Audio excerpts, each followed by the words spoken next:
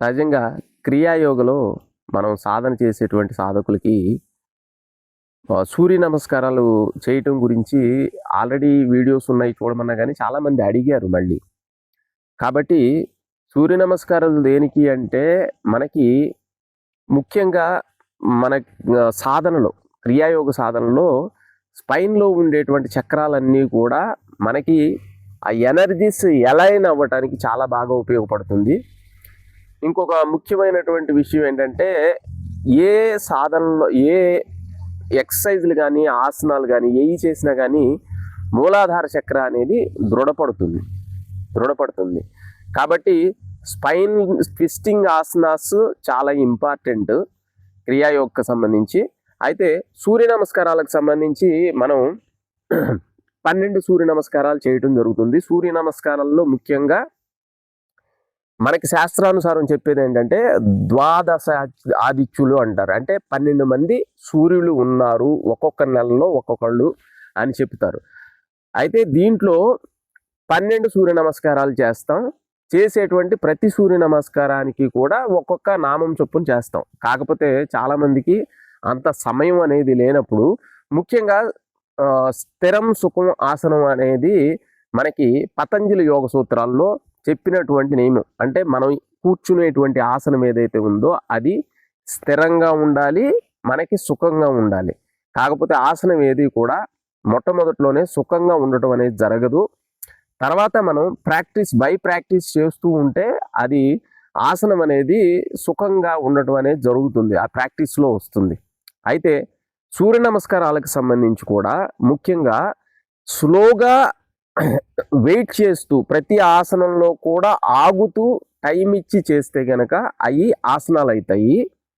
అదే మీరు స్పీడ్గా చేసుకుంటూ వెళ్తే కనుక అవి ఎక్సర్సైజుల కింద, అంటే బాడీకి స్ట్రెంగ్త్ ఇవ్వటానికి చాలా చక్కగా ఉపయోగపడతాయి.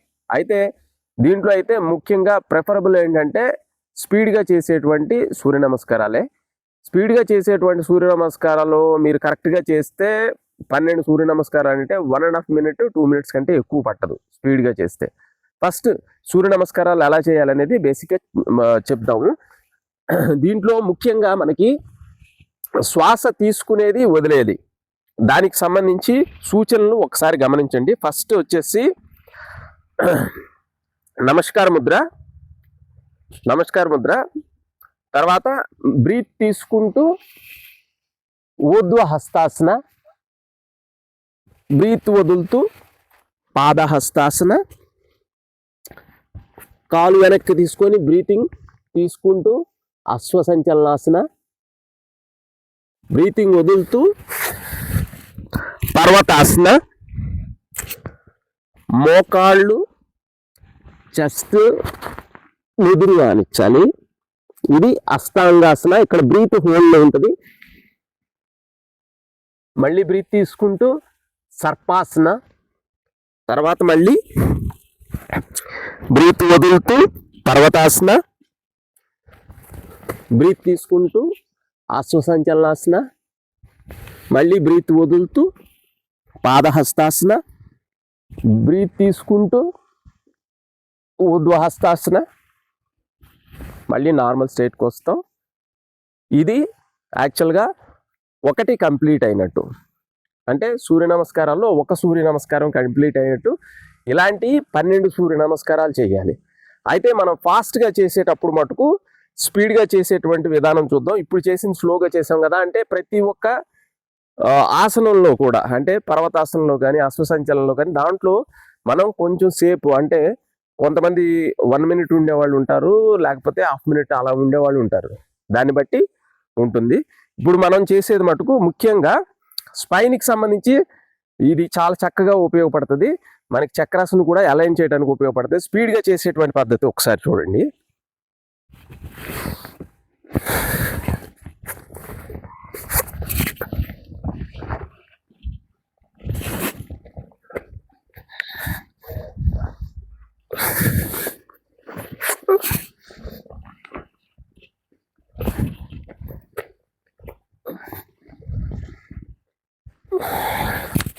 ఇలాగా 12 సూర్య నమస్కారాలు ఆపకుండా చెయ్యాలి అంటే మనకి ఫస్ట్ ప్రాక్టీస్ ఉండాలి.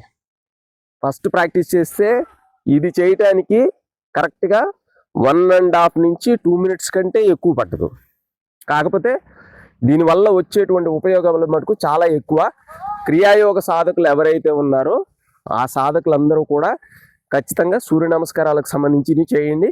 ఇంకా స్పైన్కి సంబంధించి ట్విస్ట్ చేసేటువంటి ఆసనాలు ఏవైతే ఉన్నాయో అవి నెక్స్ట్ వీడియోస్లో చూద్దాం. ఈ వీడియో నచ్చినట్లయితే లైక్ చేయండి, షేర్ చేయండి, సబ్స్క్రైబ్ చేయండి.